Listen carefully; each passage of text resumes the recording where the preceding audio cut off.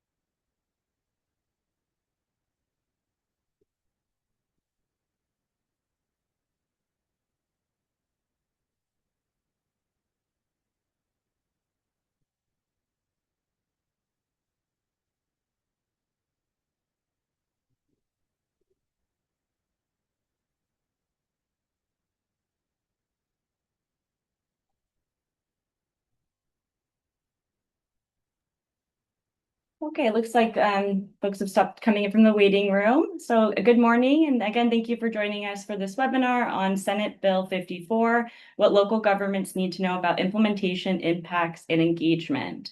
This webinar is co-hosted by the California State Association of Counties, the Rural County Representatives of California, League of California Cities, and Alameda Stop Waste. My name is Jordan Wells. I'm a legislative advocate here at CSAC. And we were going to have Senator Allen join us for some opening remarks, but I don't believe he has joined us yet. So I'm going to go ahead and get started. Caitlin, if you wouldn't mind advancing to the next slide. And Senator Allen, if you are on, please feel free to speak up or raise your hand and we can promote you to panelist. So if you would please go to the next slide, just we wait for him to, oh, there he is. Thank you so much, Senator. Yeah, so I want to thank you so much for your time. And as author of SB 54, we're just so grateful to have you. And I'll pass the floor over to you. Oh my goodness, thank you. All right. Well, so nice to see you and thank you everyone for getting together and spending some time focused on an issue that I really care a great deal about. Let me start by just saying how incredibly supportive and what a joint effort this was for our office and all of our partners in local government. You know, Cal Cities, CSAC, RCRC. Of course, our friends on the environmental side, StopWaste and Oceana, and so many of the other wonderful environmental organizations, ASUL, et cetera. But this really was, in some respects, driven by local governments because local governments saw they were the ones being left with a proverbial bag, the proverbial plastic bag, I suppose, when it came to all of these massive costs associated with all the plastic that was just getting pushed out onto the market. And of course, it's your folks that are ultimately responsible on the financial side for this incredible amount of waste. And we thought we got to switch the conversation here. We've got to get the producers, the people who have the most tools at their disposal, the folks who understand their markets and their products, engaged in helping us come up with the long-term solutions that are going to help that are going to help to reduce costs for local governments. This was a problem that, as you know, surged after China launched its national sword policy, which dramatically curtailed the amount of recycling that we're sending off to Asia, partly because that material wasn't actually getting recycled. We were living a lie. But that really forced us to really rethink the way that we approached waste and the way we approached all of plastics. Now, as you know, we got 54 passed. I guess I think when I agreed to jump onto this webinar, we thought we'd have, we'd be well on our way and we'd have approved regulations over CalRecycle and a lot more clarity on what we could expect.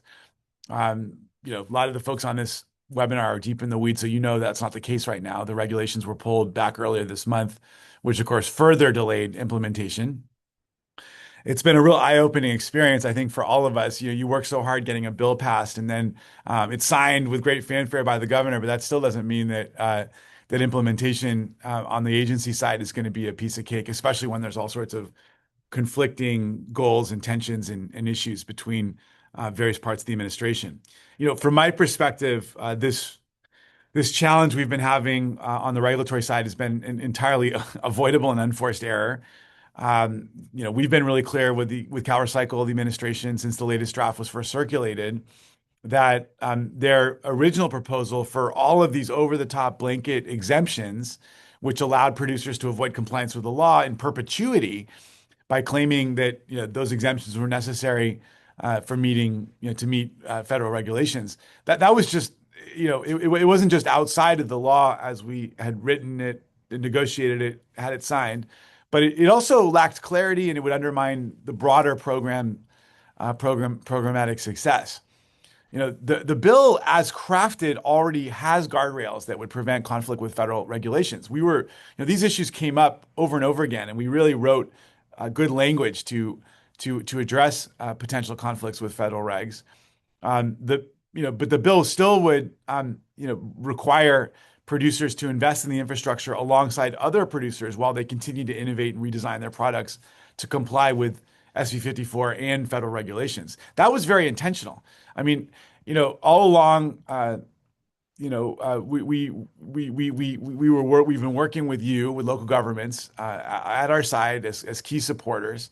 And as much as the devastating pictures of trash polluting our state and planet serve as a motivating factor in all this, we also really driven by the ever increasing costs of managing plastic waste at the local level as budgets were getting hit increasingly at the local level because of this new waste management challenge. So, you're all very widely familiar with these cost burdens. They get passed on to ratepayers. It's one of the main reasons why waste haulers keep raising their rates on folks. This is just becoming a major challenge that's also driving the lack of affordability, these affordability squeezes that regular people are feeling around the state. And by the way, that's one of the reasons why this bill ultimately received bipartisan support, because folks from Republican communities were hearing about these challenges as well. So, the thing we have to remind ourselves is that every day that passes without implementation, our ratepayers are going to be paying the price. This bill was carefully designed to ensure producers take responsibility for the plastic waste that they produce by insisting that they invest in our recycling infrastructure and improve product design to reduce waste. This is a critical part of this story. One of the reasons why all of this we know that even though so many of these plastic items were technically recyclable, they're not actually recycled or even recyclable under present day conditions. And it's partly because there's been inadequate investment in the recycling infrastructure. There's been inadequate investment in changing the product design to really address the end use and the end life and waste reduction. So we need everybody in industry to step up and make those investments, and that will help the entire system work better. And of course, the idea is that once the program's fully implemented, we can expect to see significant net cost savings for Californians. And there was a recent report that estimated that the bill, when fully implemented, will save California literally tens of billions of dollars. That will help your folks a lot at the cities. In counties, municipalities, counties, local jurisdictions will then no longer face these wild burdens that they currently face. And thus, we can then expect ratepayers will see relief in their waste service fees. There will be less pressure on other parts of local budgets. From day one, SB 54 was about affordability, which is at its very core. And that's why, as prices for everyday items continue to go up, full implementation of the law is so important. But today, unfortunately, that still seems a ways off. So where do we go from here? I mean, first of all, we need to finalize the program's regulations. Ideally, they'd be corrected first, but I'd be a little naive to expect that. But because of your partnership, the continued commitment that you have to this cause, your engagement in these conversations, because the law is on our side, we're not going to stop fighting to get this right. We also know the public is on our side. Not only do they want a lot less plastic waste generally, but they also need us to fight for the affordability measures that are going to make our whole system work better and reduce costs that are at the heart of the concept of SB 54. So I'm just really grateful to all of you for your work on this. This is a fight worth having. We aren't giving up. And I just want to thank you all for your continued engagement. Thank you so much, Senator Allen. We're very grateful for your time and your leadership. And I know you have to get off to the floor, so we really appreciate you being here today. Thank you. Appreciate it. Alrighty. Caitlin, so I'm just go over some quick housekeeping items. I wanted to remind folks that this webinar is being recorded and the recording and slides will be available afterwards for attendees. Attendees will be muted, but if you have a question, please use the Q&A button on your toolbar and we may answer them as we go through the webinar, but we also have 10 minutes allocated at the very end for answering questions live. So again, I'd like to thank our speakers for joining us today, which includes Melissa Sparks-Kranz at Cal Cities, John Kennedy at RCRC, Timothy Burrows with Alameda StopWaste, and Emily Coven with Circular Action Alliance. And here's a quick look at today's agenda, and I'm going to go ahead and kick us off. And just give you a brief overview on the next slide of what is extended producer responsibility, which is also referred to by its acronym EPR. And EPR is a policy approach that CSAC supports that requires producers to take responsibility for what they put into the stream of commerce at the end of its useful life. So this can be applied to the product itself and or its packaging. And it differs from some of the other programs we have in California where there is an upfront visible fee placed on the product or packaging, but the producers are still tasked with end-of-life management. So those programs are recycling programs for carpet, mattresses, and paint. And then we also have consumer-funded but government-run programs such as the California's Bottle Bill. On the next slide, you'll see that California actually has 6 EPR laws on the books for a variety of products from medications and needles to loose batteries. And this law, SB 54, that was passed in 2022, on the next slide, you'll see it had quite the path to passage, which included companion bills that were advocated for in the 2019-2020 legislative session. There was a qualified ballot measure that was ultimately withdrawn as part of the negotiation for SB 54 that was ultimately signed into law in June of 2022. So on the next slide, you'll see that leading up to the passage of SB 54, the legislature passed 2 truth in labeling laws in 2021 to end deceptive marketing and labeling practices. And that includes SB 343, which was also authored by Senator Allen, and that addresses recyclability and the use of the chasing arrows symbol and other recyclability claims, and AB 1201, which addressed compostability. So for SB 343, a product or packaging cannot use the chasing arrows or other recyclability indicators if it is not collected by programs serving at least 60% of the state's population, and it also must be sorted by at least 60% of facilities. There's some other requirements that we had and standards that we had as well. And then for AB 1201 for compostability, including all these standards that we have listed here, it also must be allowed for use in organic agriculture by the USDA, and I'll expand on that in just a minute. On the next slide, you'll see that we're currently in the process of implementing both laws, and in April of last year, CalRecycle published their required material characterization study. So the labels must be changed by October of 2026. And I did want to highlight that there is a federal bill in play currently that would actually preempt both of these laws that I'm talking about, SB 343 and AB 1201. On the next slide, you'll see that there have been some challenges with regard to implementation of AB 1201. There was a petition that was filed by the Biodegradable Products Institute to the National Organic Standard Board, which just rejected that petition this month. However, while that petition was being reviewed, CalRecycle did grant an extension that allowed the use of compostability claims beyond the date it was originally supposed to be effective, and that date is now July 1st of 2027. So with that, I'm going to hand it over to Melissa Sparks-Kranz with the League of California Cities. And Melissa, thank you. Thank you so much, Jordan. And I just want to say a really warm welcome to everybody this morning. I'm the legislative advocate with the League of California Cities covering our environmental portfolio. And I really do want to thank CSAC for hosting us today. They've put a tremendous amount of work in here. And it's really important, like Senator Allen mentioned, that our local government, cities and counties, municipalities come together around the implementation of SB 54. This is a really important law again, where we have a direct nexus on our trash rates and our recycling systems and waste systems here. And we're really looking forward to continuing to engage our memberships to progress as we all progress with implementation. So I'm going to go over quickly just the fundamentals of the law SB 54, and then I'm going to pass it to my colleague John Kennedy from the rural counties to talk about, again, the local government's role in SB 54.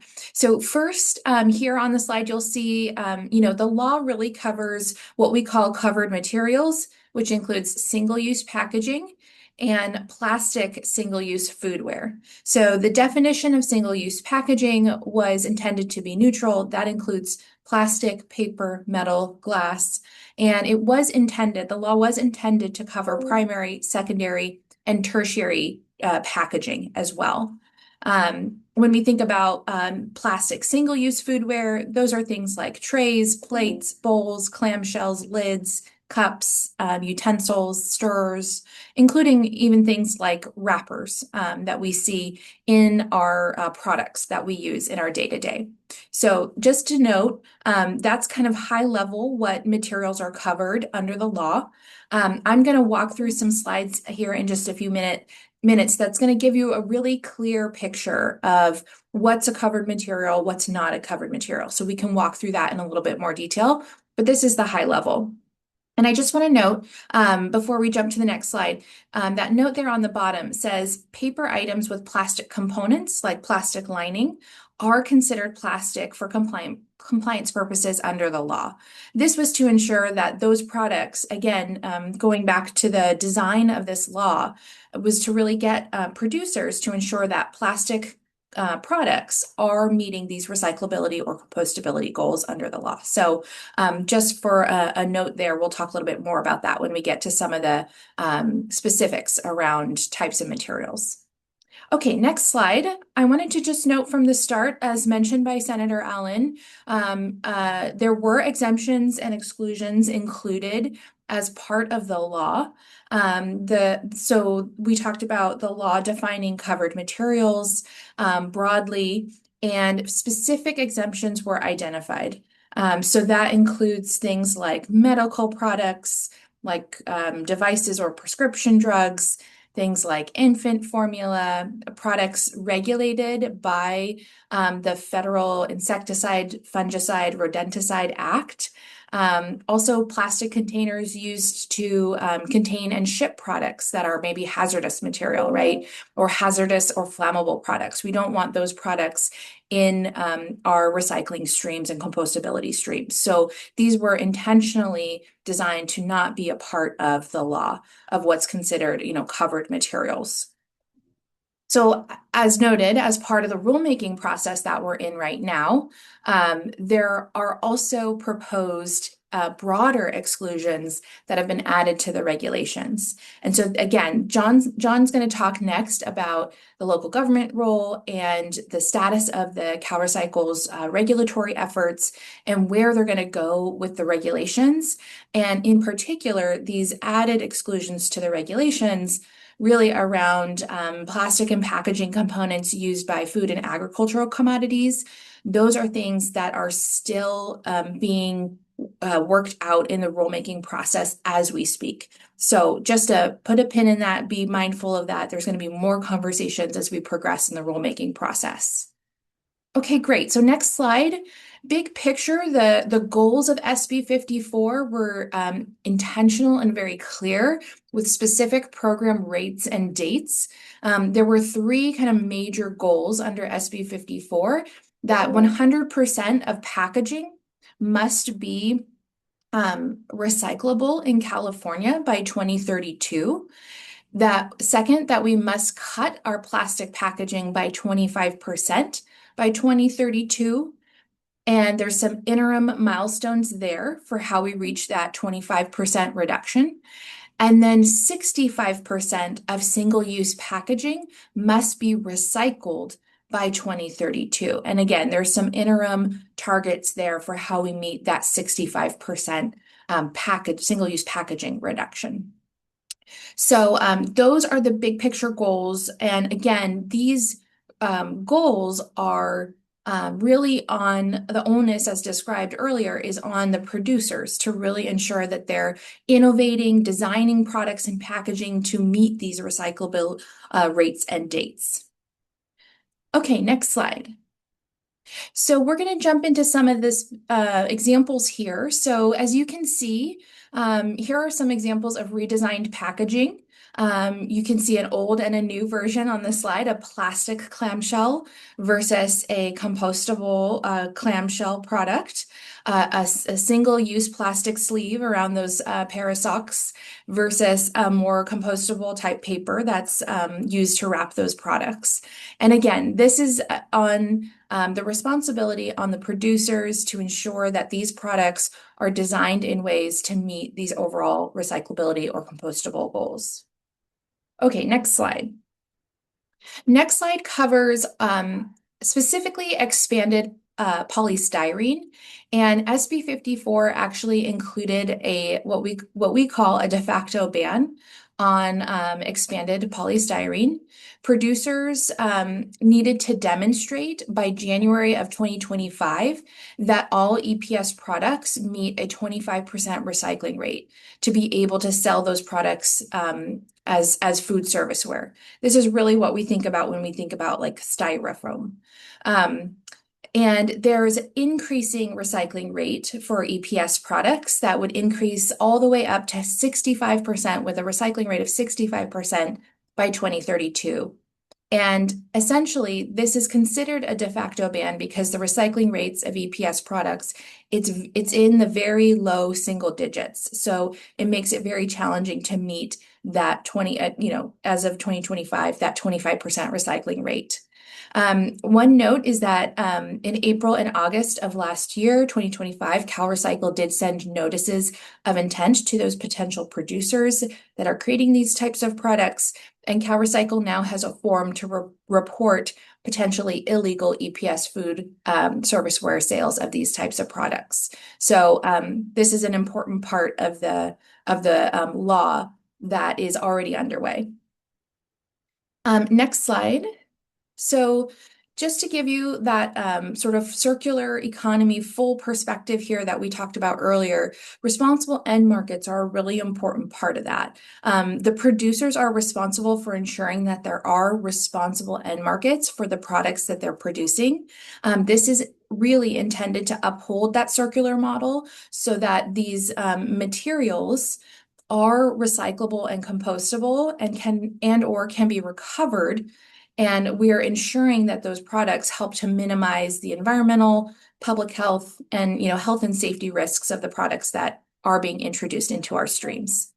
Again, the goal is that the covered materials are sent to their responsible end markets, to be considered recyclable. Okay, next slide.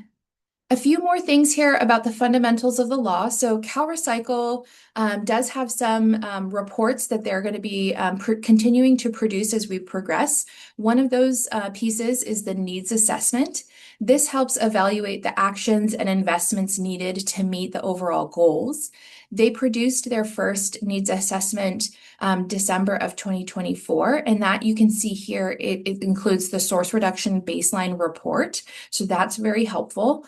And they're going to be updating this every 5 years or as needed. And so this is a really important piece of, determining what are our needs, what type of actions and investments are needed to meet our overall goals. Next slide, we're going to talk about the covered materials list. So CalRecycle is also responsible for producing the covered materials list. This again kind of takes that that broad definition of covered material, and it helps identify materials of similar type and form. So they have 5 different material classes, which you can see span a range, but then 94 individual categories within this list.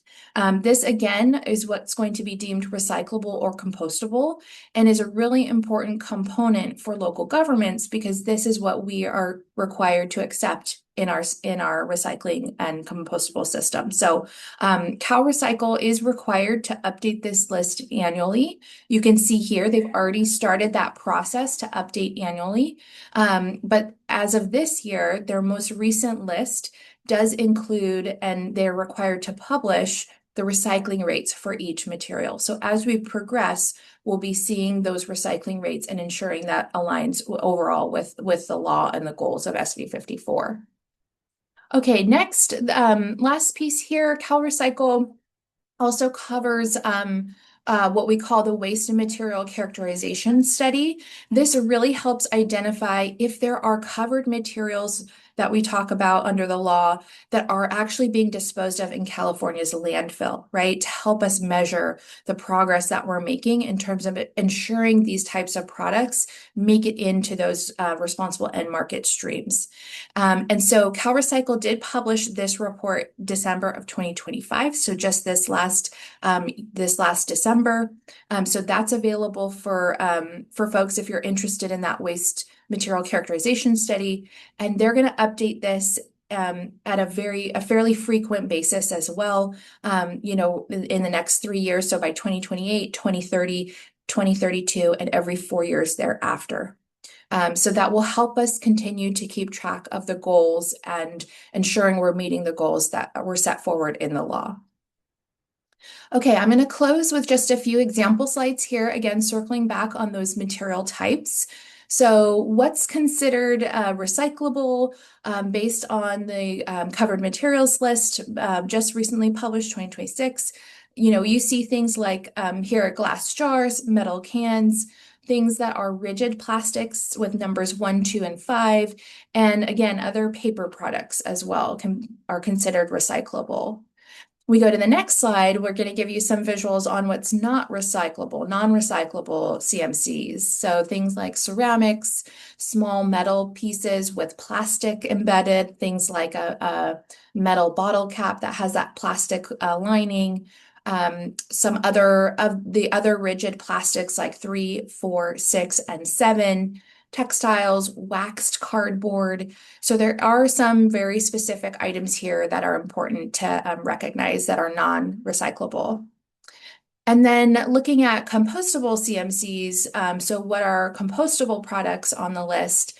Things like paper, rigid plastic designed for compostability. There was a specific memo released from CalRecycle that those are compostable until January 2027.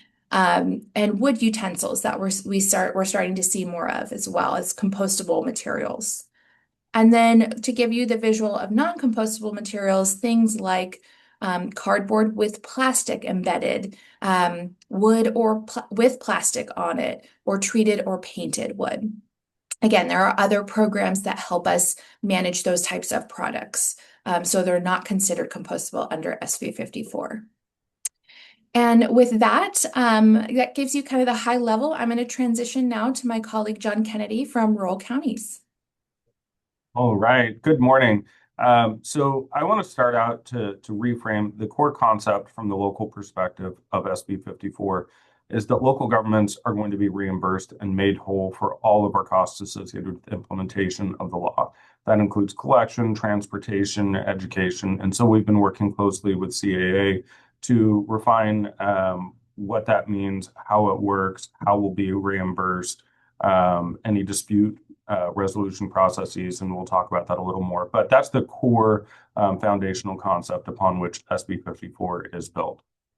So as has been mentioned and is pretty apparent, local jurisdictions must collect all covered materials that are included on those CMC lists. The effective date of that obligation is upon approval of the producer program plan. So when CAA's plan is approved by CalRecycle, that is the date by which we have to include all of these things in our collection and management programs. That means we need to start now on planning, if you haven't already done so, on updating contracts with haulers, franchisees, and others, because I believe that will be approved by January 1st of 2027. So thankfully, we have some breathing room, but we need to be working diligently now. Thankfully, the regulations also clarify that if CowerCycle decides to add something else to the CMC list, so let's say those aseptic containers move from being considered not recyclable to being considered recyclable, we will have 1 year to include those commodities in our programs. So it's not an instant gotcha. As soon as CowerCycle makes the determination, we have to include those. We'll have a year to plan and meet with our haulers and others to accommodate those changes. Importantly, we're not responsible for establishing responsible end markets. That's the obligation of the PRO and the manufacturers. The absence of a responsible end market under the regulations does constitute a local condition or challenge, rendering it impracticable to collect. That means we have an opportunity to go in and request an exemption from having to collect those particular types of commodities. So I want to highlight there may be some disputes over whether there exists a responsible end market for certain products. Responsible end markets under the SB 54 regulations may not be what you're imagining they are. So the responsible end market isn't necessarily the end user of a commodity. So it's not someone who is going to take those recycled nurdles and make something new out of it, or the farmer who's going to take the compost and apply it to their land. It's instead one step up from there. So the person who is making the nurdles and having them available for purchase and reuse into something. It's someone who's making the compost and making it available for purchase by someone else to apply. Another outgrowth, we may see some more legislative actions to try and shift some types of containers and packaging from, say, SB 54 to the beverage container recycling program. We saw that with wine a couple of years ago when SB 54 was enacted. We may see that on some other commodities as well, or certain manufacturers trying to pursue their own EPR programs or nestle into existing programs, so they're not necessarily subject to SB 54. So those are things that our collective organizations will continue to work on. Next slide, please. So determining local government compliance, it's kind of simple. CowerCycle is determining that a covered material is considered included in a local program if we collect it and transfer it to a responsible end market. So either that's we're transferring it directly, or our franchisee is transferring it, or we're sending it to a broker or something else. So as long as we've done that, we are deemed to have complied with our obligation to collect and include those CMCs in our programs. Next slide, please. So local government compliance pathways, again, pretty simple. We can add the material to our collection program. Any new materials added to the program, new costs that are experienced by us, and modifying our programs are going to be reimbursable by CAA. Or we can apply for exemptions from CowerCycle. These are discretionary exemptions, and they are on a product-by-product basis. Those exemptions, as I'll get to in the next slide, those exemption requests are reviewed by the producers. But there is an important caveat for some jurisdictions out there. Under the statute, counties under 70,000 and cities within those counties can adopt a local ordinance exempting themselves from SB 54 altogether. I will note that if a local is availing themselves of those exemptions, the rural exemption, you may not be eligible for reimbursement from CAA. You may not be eligible for infrastructure payments from CAA. So it's a fairly weighted decision that you might want to make, thinking through the implications where you are today, where CAA may help you to get before you pull the trigger on that exemption. But it exists regardless. Next slide, please. So exemptions and extensions, they're very similar, but slightly different. CowerCycle and the statute have established the ability for locals and our haulers to go in and request exemptions or extensions that are effective for a 2-year period. An extension merely means that you're requesting an additional 2 years to comply with an obligation before that obligation hits, whereas exemption is you're requesting a 2-year exemption from having to accept that. You must show that inclusion of that particular commodity is not practicable for specific local conditions, circumstances, or challenges. Not quite clear what those might constitute, but it's up to you all to plead those to CowerCycle. Before you submit that request to CowerCycle, you have to submit it to the PRO, CAA. CAA has an opportunity to review and object to that exemption request. If they object, then they do have obligations to come in and find ways to bridge that gap. CowerCycle will want information on a lot of other things when you're submitting that exemption request, including program efficacy, any technological or economic limitations, impacts on public health, safety of the environment, transportation safety. So they've kind of expanded upon what you must show under the SB 54 statute. Next slide, please. Kind of covered most of this. Again, exemption submitted to CAA for review. We hope that's a timely review, although I think they have up to 90 days. I'm not sure how often this will be used, but it's a process that's out there as kind of a relief valve in case locals are experiencing particular local conditions that make it really difficult to accept and recycle, say, milk cartons if they're added to the program at some point in time in the future. All right, let's go to the next slide, please. Enforcement. So this is the big one. So CowerCycle will enforce SB 54. Under the regulations, they may impose administrative civil penalties up to $50,000 a day per violation. We may, as an organization, continue to dispute the reach of that enforcement authority over local governments, but really that's for consideration and evaluation by your own internal councils. Regardless, hope we never even get there because we're hoping that this is such an easy and simple system that you add something to your program, you easily get reimbursed in a timely manner by CAA, and there's no reason for you to not include anything in your collection and recycling program.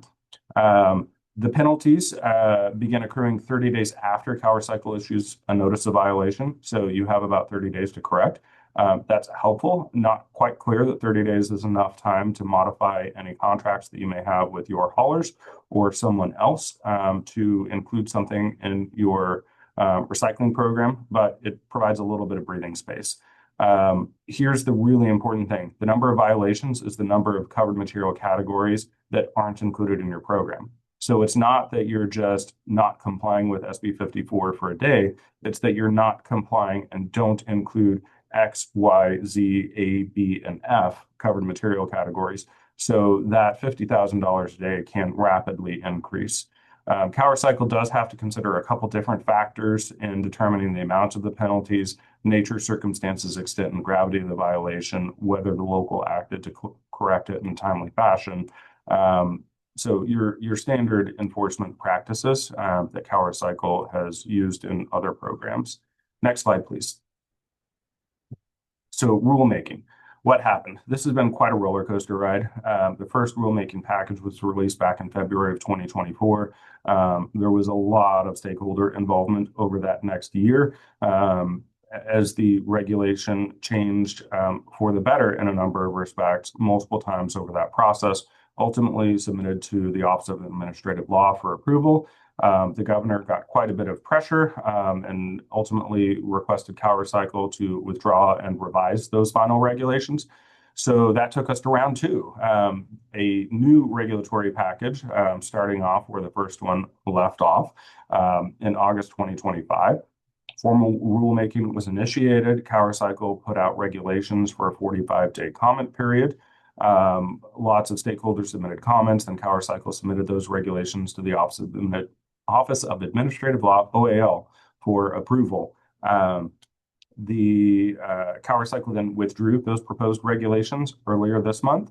The scuttlebutt is that there were some concerns over some of the exemption pathways for certain types of commodities, particularly FDA-approved packaging.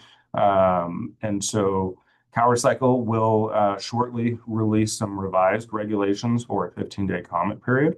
There were some major lingering issues with the previous regulations that came out, round 2, around the definition of what constitutes hazardous waste, what constitutes generation of hazardous waste for responsible end markets, exemptions for FDA-regulated packaging, and then the scope of reimbursement. Not clear that any of those will be addressed during the updated regulations. So there may be litigation, but that's speculative at this point.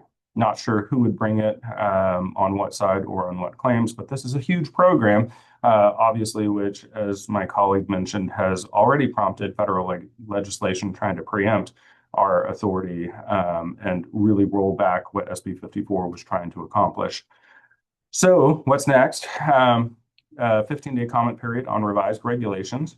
And then one of the other things that I think we will be heavily involved in is the adoption, CAA's adoption of their plan. So we have the regulations will be in place, and then CAA has to develop an implementation plan that will be exhaustive. Submit that to CowerCycle for approval and the advisory board for consideration. So we will work pretty heavily with CAA as our collective organizations to review that plan, provide comments and feedback, because I think we all have a shared interest in making this work and work well, work efficiently without any real major hiccups. But some of the big things that are going to have to be nailed down through that plan are going to be reimbursement, how we'll be reimbursed, dispute resolution processes, what types of things will be reimbursed when it comes to education, what CAA will be doing, how they'll be doing it in our communities, things like that. So next slide. That's generally all I've got for my part of the presentation. The next slide is just a segue to CAA. We have a PRO that has been selected to implement SB 54. They are a 501c3 nonprofit. It's one PRO for the first 8 years, and then there's a pathway for some others. And with that, I will turn it over to Emily. Great. Thank you, John and Jordan and Melissa and everybody for putting this together. So my name's Emily Coven. I'm the California Executive Director for CAA. Next slide. CAA does always have to issue legal disclaimers whenever we're talking about interpretation of the regulations and all of that. So I'm not a lawyer. I'm not providing you legal advice. I'm sure at some point in this journey, some of you may be consulting your own counsel. You can just scoot through the next few slides to the one with the logos on it in the interest of time here. So for those of you who are not familiar, I realize some of you may have seen our public webinars, in which case this will be a rinse and repeat and boring, but I will try to move through it quickly, but cover it for those who have not heard of CAA before. So we are the producer responsibility organization implementing SB 54. Like John said, we're a 501c3 nonprofit. We were formed by a bunch of large producers, and their logos you can see on your screen here. And that's sort of the whole idea of producer responsibility, is the producers come together, self-organize, and actually figure out their own pathway to compliance. So they form CAA in order to do that for them. Next slide, please. In terms of what a producer responsibility organization does, we sort of sit at the middle of a lot of different things, many different interest holders. So right now we're sort of in the first 2 parts of what we do, which is consulting with communities and interest holders. We did a big public consultation series in the fall. There's information about that on our website, lots of webinars. We continue to meet with lots of groups to get input on what people are seeing as, like, what success looks like for lots of different people with SB 54. As John mentioned, we are also in the middle of writing a comprehensive program plan that we will be submitting to the SB 54 advisory board on June 15th. And once we submit that, that also becomes public. So that will be a great opportunity for you all to read through what will be, I will warn you, rather dense and long text, but explaining how we plan to implement the EPR program. Once that plan is approved, we can kind of get up and running, and we collect fees from the producers. And those fees are do a couple different things. One of them is they're designed to incentivize the producers to make the packaging changes that are necessary to comply with the law. So they pay higher fees for materials that are less recyclable. They pay lower fees if they make good changes through eco-modulation of their products. So that's sort of one part of it. And then the other part of it is we take those fees that we have collected and we invest back into that infrastructure. So, Senator Allen was exactly right when he was saying this is, two key things here: the packaging design change and also adequate investment in our infrastructure. And that's really what we're focused on as an organization. We also are educating, we will, but with the help of local jurisdictions, very focused on education and outreach so that the public is aware of what changes are happening and how to, participate more successfully in their recycling programs. So next slide. CAA is the pro in California, but we are also the producer responsibility organization in every other state in the United States that has enacted packaging EPR. So two of these programs are, well, one of them's up live. Oregon was the first state in the country to do packaging EPR. Their program is up and running as of the middle of last year. And Colorado has a program plan approved and is now in that stage in between having the plan approved and getting up and running. That window of time will be much, much shorter in California, given our compressed timelines. And then you can see the other states where things are underway as well. Next slide. I think we can skip past this because previous people covered this very clearly. I do want to just briefly talk about CAA's role and CalRecycle's role. We work very closely with CalRecycle. We are all working towards the same ends, but we do have different roles.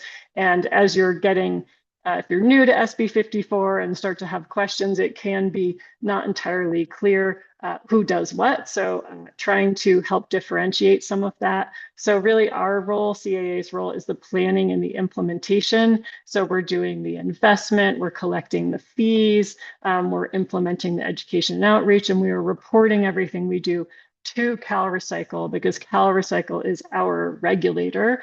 They are overseeing our work and making sure that we are doing everything we're supposed to do. And then, most importantly, they are the ones writing the regulations. They are the ones setting the CMC list.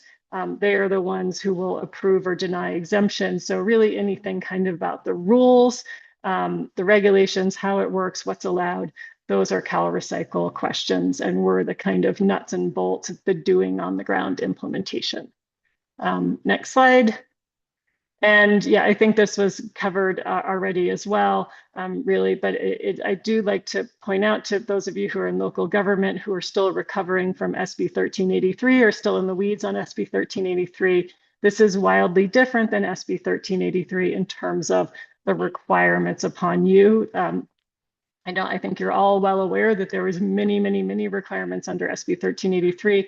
Under SB 54, there's just this one singular requirement, which is including the materials on the covered material category list deemed recyclable or compostable in your recycling and composting programs. So I know that's not a small thing, but it is just one thing.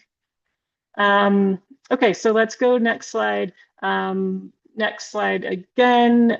In terms of the updated list, this was talked about a little bit before, but some things that were important to CAA.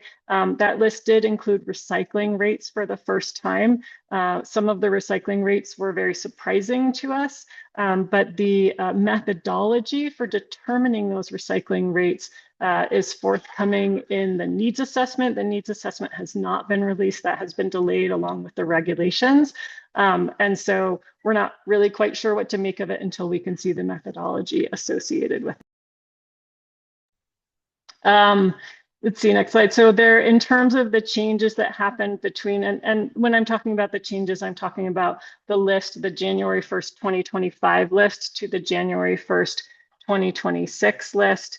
Notable changes were that paper formats with compostable plastic coatings are now considered compostable, and cartons went out from recyclability, and a few other things about wood. And then the compostable, the rigid and flexible plastics designed for compostability, or sometimes called the compostable plastics or the bioplastics. There's a lot of mixed terminology out there, are currently compostable. That is, I'm not sure if they're going to update the list or what that will work like, because as was mentioned before, that's just based on an extension for AB 1201 that runs through June 30th of 2027. So sort of halfway through the first year of our program, those lose their status.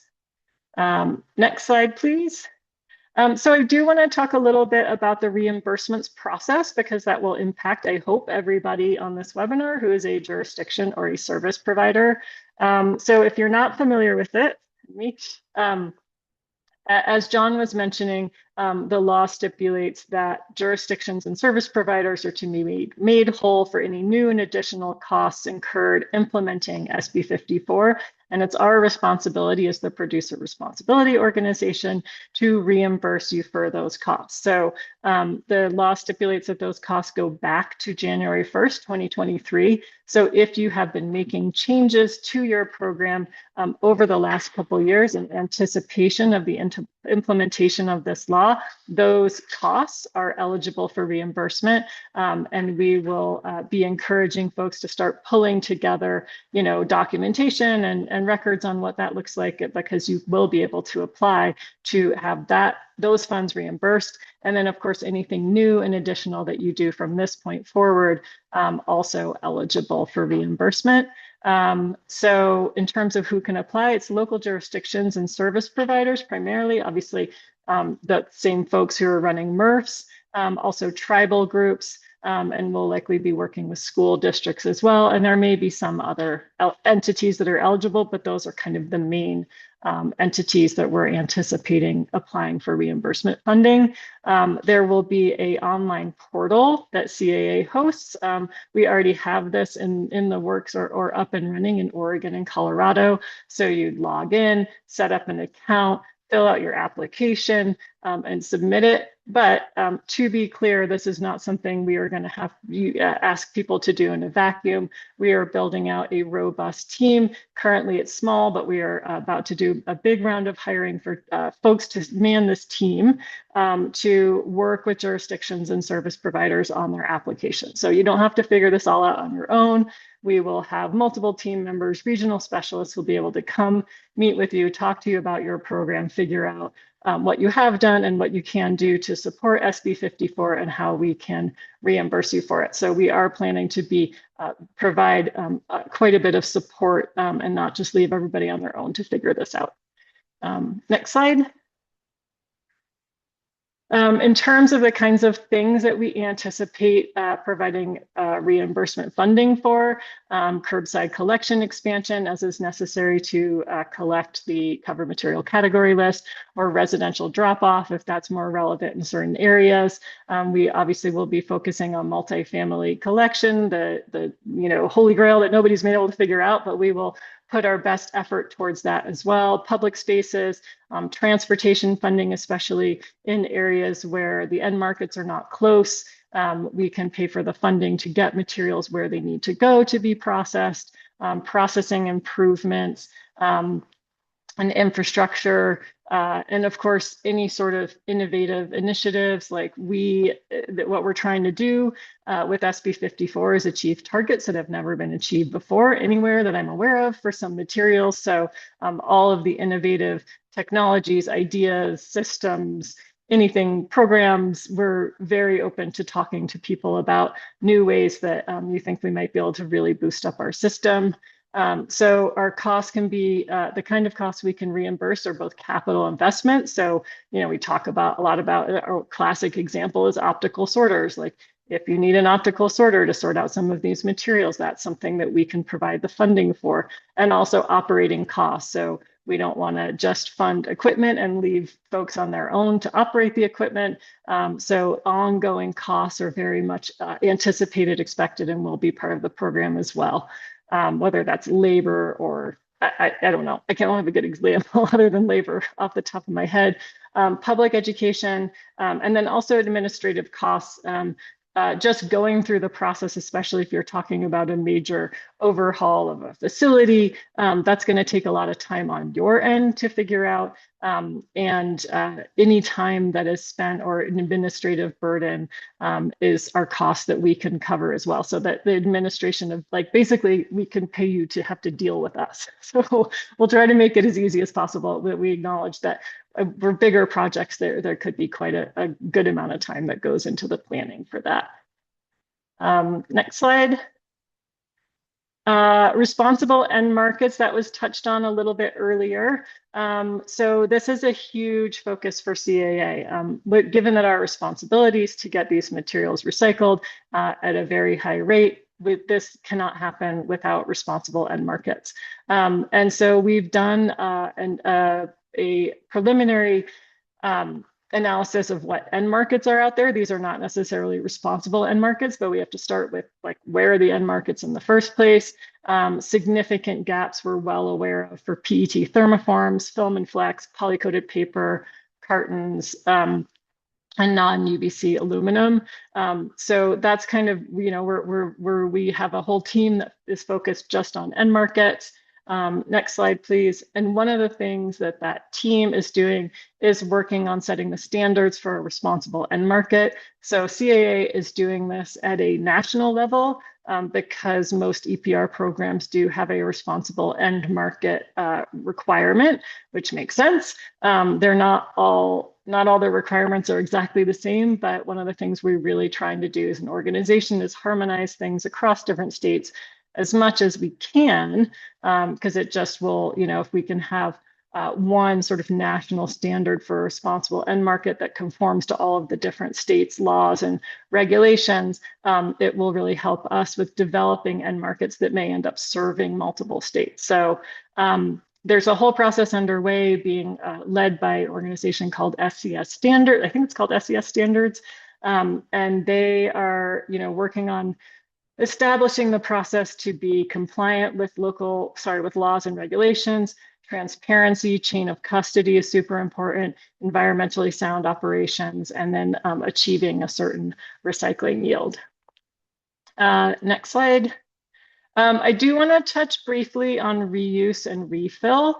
As part of SB 54, there's a larger source reduction requirement for producers to change their packaging, but reuse and refill actually is one that can have a significant impact on local jurisdictions. So I kind of wanted to bring it up to this audience. So the target when you get to 2032 is to convert 10% of all single-use packaging and plastic packaging and food serviceware over to reusable, refillable, or to eliminate the packaging altogether. So the ideal world, we just get rid of the packaging that we don't need. So that's sort of step one. But what we can't eliminate, we do have to convert over to reuse and refill. We've done a lot of modeling around this, and we're looking forward to seeing this come out in the needs assessment as well. But there's a lot of different ways you can kind of affect reuse and refill. And one of the main ways that we have landed on as really an effective way to get significant tonnage just entirely removed from the system is through on-site reusable food serviceware. So because food serviceware is a covered material under SB 54, it's one of the areas that we will really be focusing on at CAA. And so next slide. And the reason why I sort of bring this up is that this is something that will be happening on the ground, local implementation within some of your cities, your jurisdictions, your school districts. Really, the idea is that the easiest, the sort of low-hanging fruit of well, nothing's low-hanging fruit when it comes to reuse and refill. It's all hard, but the lowest of the high-hanging fruit is this food serviceware that never leaves the place where you have it. So we usually call it like closed loop or on-site. So stadiums, restaurants, amusement parks, movie theaters, K through 12 schools, universities, corporate cafeterias, all those kinds of places, as well as dine-in at quick service restaurants. So this will be a significant effort on the part of CAA, working with all these different venues, funding the transition from using disposable plastic to using reusable dishware, figuring out the logistics for getting all of that stuff cleaned, sanitized, and used again. So this is something, just heads up, like we will certainly be reaching out to different jurisdictions to see kind of if you have ordinances or if you already have programs underway. It's going to take a village to get this work done. And so we'll definitely be looking for collaboration with jurisdictions on this. Do I have a little more time? I have a few more things, but I want to be respectful of the time frame here. Yeah, we have plenty. I think we're running ahead. Thank you. We're good. Okay. Okay, great. Oh, one more thing about reuse and refill. We just posted launched an RFI for reuse and refill food service providers, basically, the folks who tend to set up the infrastructure for these, the washing hubs, all that kind of thing. So I realize that's probably not the folks on here, but if you happen to work with any of these organizations or you've done research into them, please let them know that this RFI is out. We're really trying to understand what providers are out there, kind of how it works, what it costs, and start to map out our reuse and refill strategy based on that. Okay, next slide. I want to talk a little bit about education and outreach. And so I would say that the key tenet of what we're looking at with education and outreach is really combining a statewide effort with local effort. So there's certain things that makes sense to do at a statewide level, right? Because it's just more efficient. Our media buy, our ad dollars can go further if we buy at scale. And there's certain messaging that really makes sense for us to be sending out at a statewide level. And we can develop templates and we can do more like A/B testing and, really evaluate these efforts. At the same time, there's a lot of things that totally make sense to do at the local level. So we can provide assets that you can localize and customize. And you all have your existing programs. Like, we're not trying to come in and reinvent the wheel. We're really just trying to support that. So one of the reimbursable costs that I talked about before was education and outreach. So if you're adding materials to your program, or you have, or you're just looking to really reduce contamination, increase participation, all of that is really relevant to SB 54 as we look towards hitting those recycling targets. So it's going to be like a two-part effort, some statewide stuff, some local stuff. And it's really important to us that the way we do this works for you all. And so I anticipate some folks will get more involved. Some folks will be like, fine, you do it. And we're just going to work with you, whatever kind of works for you. And next slide on this, and very broad strokes, kind of when we look at our messaging pillars, the first thing that we really want to do is to establish trust in the recycling system. I don't think it's any secret that there's been a lot of media out there about how it's broken and everything is awful and there's no point in participating. And it doesn't make sense for us to invest in all this infrastructure and for us all to put this huge effort into making the recycling system work if nobody believes it in the first place. So, we're really trying to explain the story that producers are paying for these changes. That's the messaging we've used in Oregon, has been incredibly well received. And so we anticipate the public here will appreciate that message as well. The next pillar is motivational. So we really need to encourage more participation. And then the final one is skills building. So that's where we'll probably get a little bit more specific about materials, about contamination, and try to do more of that behavior change. Okay, I think just a few more slides. I wanted to wrap up here with environmental justice. And so environmental justice is a key pillar of SB 54. I don't have a slide on it, but I hope that you're all, I think the Plastic Pollution Mitigation Fund is a really, really key part of SB 54. Our role in that is really just collecting the funding, which is $500 million a year, and then that funding is allocated by the state. I think it's at the legislature level to a number of different agencies, and those have a lot of environmental justice goals. But separate to that, we do also will be following principles at CAA as well to ensure that we are being true to the intent of the law. So we are committed to transparent decision-making, holistic systems thinking, equitable resource allocation, avoiding harmful impacts, and embedded accountability. And final slide, just to talk a little bit about our approach to that. Could I get the next slide?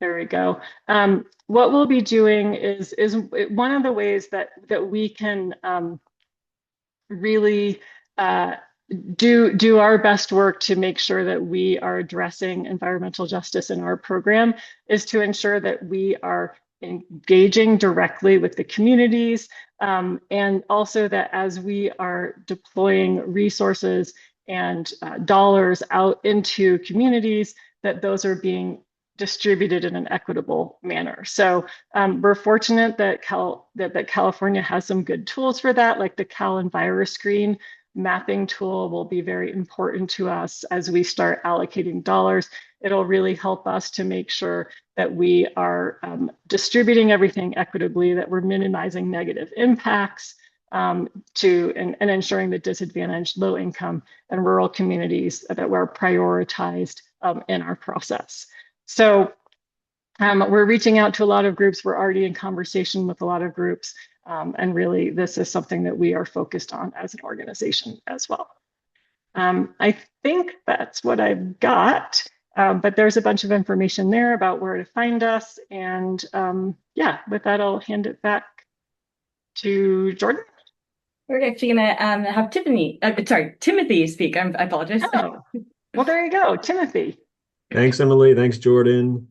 It's really an honor to be with all of you today. Thanks to Jordan again at CSAC, and it's great to be presenting with you, Jordan, as well as Cal Cities and RCRC. So I'm Timothy Burrows. I'm Executive Director of the Alameda County Waste Management Authority, which is known as StopWaste. So we're a government agency serving Alameda County. We're a joint powers authority, and we serve our 17 member jurisdictions to help them prepare for and comply with state solid waste laws like SB 54 and SB 1383 in particular. And we support local efforts to prevent waste and increase material circularity in the communities that we serve. I am also the chair of the SB 54 Advisory Board, and I was nominated to serve on that board by Cal Cities to represent the interests of cities on that board in the context of SB 54. I wanted to just give a couple of minutes on what the advisory board is and does, and I want to encourage folks to participate in those meetings if you haven't already. And then I'll talk a little bit more about that mitigation fund that Emily just mentioned as well, and some other ways for you to get involved. So the advisory board was created by the statute, by SB 54. It's a 16-member board, and all of us were appointed by the director of Cal Recycle. A whole spectrum of kind of membership on the board, from local government to environmental organizations, environmental justice, disadvantaged producers, recyclers, MRF operators. The PRO also has a seat on the board, a non-voting seat, and then there's two other non-voting seats: the statewide retail organization and a grocers association. So there's 16 of us. Tend to meet about once a month on the third Friday of each month at 10 a.m. We can go to the next slide. We have a few main roles at the advisory board, and one of them that I really appreciate is that we take seriously the responsibility to create a public space, an opportunity for public input on key efforts related to SB 54, like the regulations, for example, like the needs assessment studies that we mentioned on the webinar today. Starting in June, we will be holding meetings focused on the PRO's plan and budget. And our meetings tend to be maybe, I don't know, a little bit less formal than a traditional maybe CalRecycle workshop. There's a lot of opportunity for discussion and input from the public, and it's really welcome and encouraged. We're specifically tasked with advising CalRecycle and the PRO on the regulations, on the PRO plan, and on the needs assessment studies. Again, we meet the third Friday each month generally at 10 a.m. If you've been to these meetings, you've heard me certainly advocating for local government interests and also encouraging local government staff and representatives, as well as anyone else, to share their ideas on SB 54 implementation. So come along to the next meeting and bring a friend. Our meetings are posted on the CalRecycle SB 54 website, the schedule for those meetings. We can go to the next slide. Emily mentioned the Plastic Pollution Mitigation Fund. And this is if you haven't heard about this, this is a really unique element of the extended producer responsibility law here in California of SB 54. A fund like this doesn't exist in other EPR programs throughout the country, to my knowledge. And its existence really signals that not only do we need to reduce the volume of plastic packaging and foodware coming into our community and do better at recycling it, but we also need to invest in addressing the existing environmental and public health impacts of plastic pollution in our communities, especially low-income communities and disadvantaged communities. So it's a $5 billion fund, and that funding is paid for by producers of plastic packaging and foodware. They will pay $500 million per year over 10 years, starting next year in 2027. And the funds will be appropriated as part of the state's budget process, not in this upcoming next budget, but in the following budget for fiscal year 28. The PRO collects those funds from, or the producers pay funding into the fund based on their market share of plastic covered materials. And 40% of those funds will go to a range of state agencies focused on plastic pollution on terrestrial and aquatic and marine life. And 50% of those funds have to be dedicated to disadvantaged communities, including low-income and rural communities. And then the other 60% of the funds go to reducing the, quote, historical and current environmental justice and public health impacts of plastics on disadvantaged, low-income, and rural communities. So there's a range of state agencies that will be tapped to help distribute those funds. It's my understanding is they'll be distributed mainly in the form of grants to tribes, NGOs, local jurisdictions are eligible for some of these funds, land trusts. All of these state agencies are just starting to coordinate now to figure out kind of what the rollout plan will be. And also many environmental justice groups and other community groups are organizing right now to contribute to that process and provide guiding principles on how those funds should be allocated. So it's an exciting element of SB 54 that we should all keep our eye on. Next slide. So this year, 2026, it's a really important moment to engage in this process. You know, as John and Melissa emphasized, and Emily, and maybe even Jordan too, local governments really must adapt their acceptability list to reflect the covered materials. That's the main requirement of SB 54 on local jurisdictions. And we must do that by the time the PRO plan is approved, which is likely the beginning of next year. So really now is the time for jurisdictions to examine your current acceptability lists and compare that to the CMC list. Talk to your hauler or your haulers about this to understand what may have to change and what the implications are of that. As John said, exemption requests may be appropriate for certain materials, like, for example, compostable plastics, for which there is no in-market in many areas throughout the state.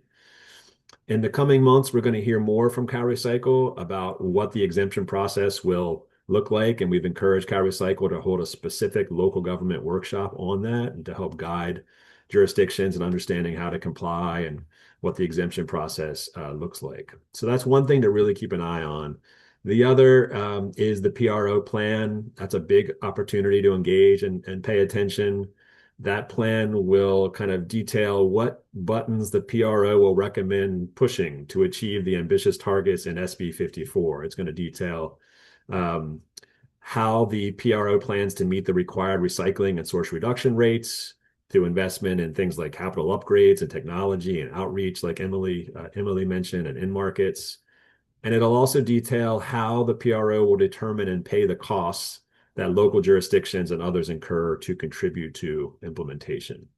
That plan will be at the advisory board in June. So that's a good set of meetings to look out for. We'll hold multiple meetings to review the PRO plan in public and provide recommendations for changes or amendments. So that's a good opportunity to engage as well. So the advisory board is a great place to plug in. If you don't have time to come to advisory board meeting or you're busy on those days, I would recommend that you do connect with your local waste management authority or JPA if you have a coordinating agency like that in your county or your region that can help jurisdictions within your county or region track this process. Stay tuned to, with Cal Cities and RCRC and CSAC. I know the team there will continue to help local governments stay engaged in this process. But now's the time. I think now's the time to sort of build our awareness around this law and what its implications are for local governments. Okay, I think we can move to the next slide. And I think we've come to the point where we would welcome any additional questions. Yeah, thank you so much, Timothy. I'm not seeing any unanswered questions, so I'd like to thank my fellow panelists for your assistance in answering those and for being on today. And if the speakers want to elaborate on any of the questions that were asked, feel free to do so now.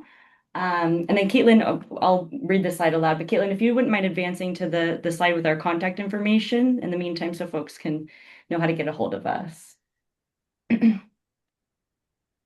Like John might be typing an answer, or if we want to answer it live, but we have one. Yeah, so this was one of the key issues that came up during discussion and negotiation of SB 54. If you collect a particular commodity, but there is nowhere to take it in the nearby jurisdiction, region, the PRO is responsible for those transportation costs, and those transportation costs will differ from jurisdiction to jurisdiction based on how far you've got to send that material to market. So I think it was crafted with that in mind.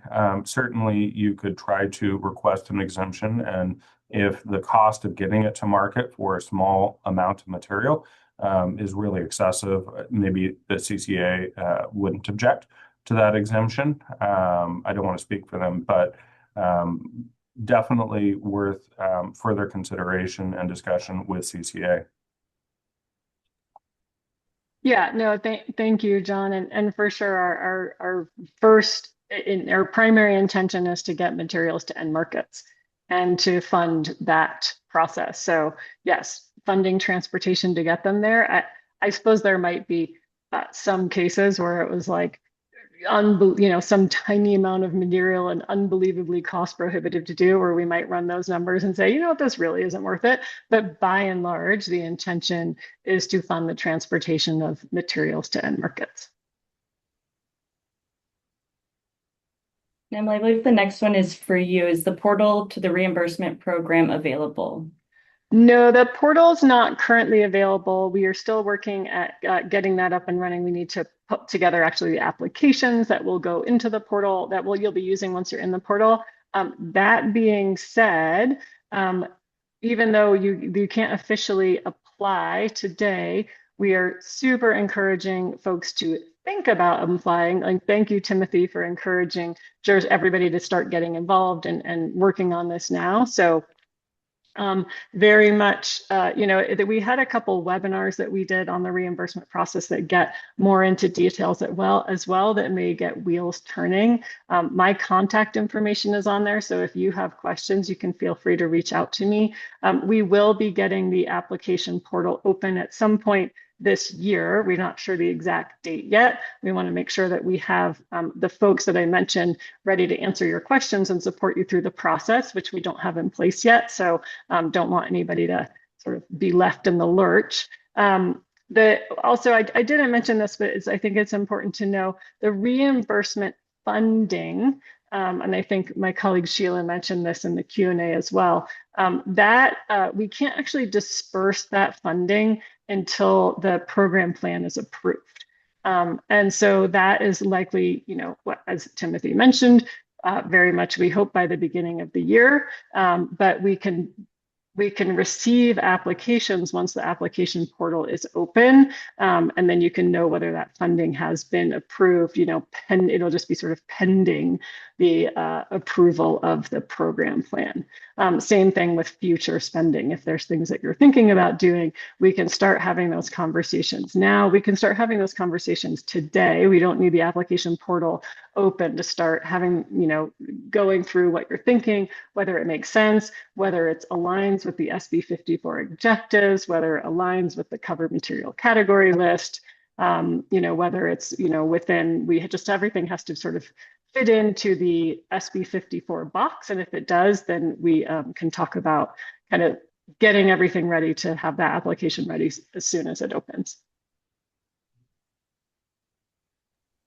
Great, thank you. I'll open this up to the panelists. If a collection program includes a CMC, but there is no end market nearby such that our recycling program can't transport the material to it, would an exemption be appropriate?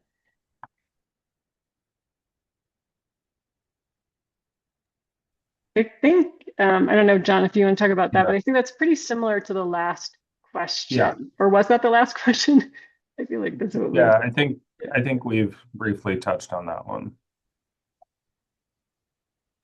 My apologies. I actually have the stomach flu today, so I'm not feeling 100%. It looks like someone also asked, can a JPA apply for reimbursement for multiple jurisdictions?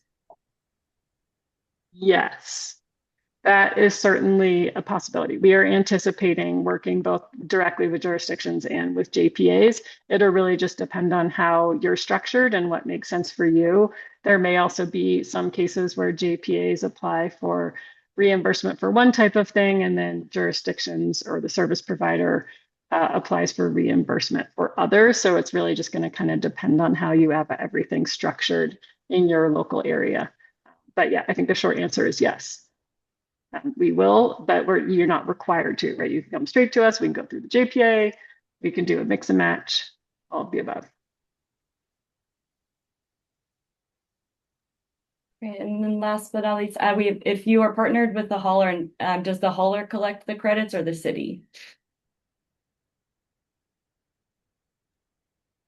Do you think that's in reference to the reimbursement funding, the credits? Credits, yeah, I think so. The general principle with the reimbursements is that whoever is incurring the cost should apply for the reimbursement. So if the jurisdiction is incurring the cost, the jurisdiction would apply. If the hauler or the MRF is incurring the cost, they would apply. And then per my comment earlier about how we're very committed to transparency, we will keep everybody in the loop who is involved. So, if a hauler were to apply for reimbursement funding, the jurisdiction or jurisdictions that they serve relative to that particular funding would be notified and aware of what's going on. So, but generally speaking, we're trying to work directly with whoever is incurring the cost directly, just to save on administrative burden and make the whole process a little bit more streamlined.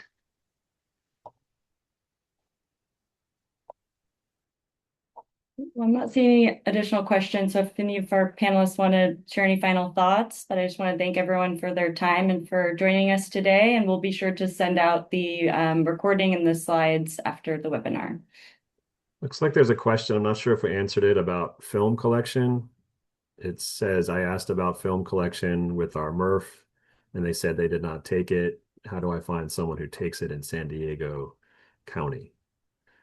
So others can contribute an answer to that. I would say the fact is that there's not widely available recycling for film plastic right now. And one of the goals of SB 54 is to ensure that all forms of plastic packaging, single-use plastic packaging and foodware are recyclable by 2032. So film is a covered material under SB 54, but it's not currently on the list as a recyclable cover material. And if the law does what it's intended, then materials that are not recyclable now will have to be by 2032, or they couldn't be sold or distributed in California by that time. As we've mentioned a few times, there are some potential exclusions and exemptions that producers can pursue. So we'll see what the implications of that process is for film, and that's certainly, I think everyone acknowledges as perhaps the most difficult cover material for achieving the recyclability requirements in the law. Thank you, Timothy. All right, not seeing any additional questions. I think we'll conclude the webinar. And again, thank you all for joining, and to our panelists for making the time today. Thank you.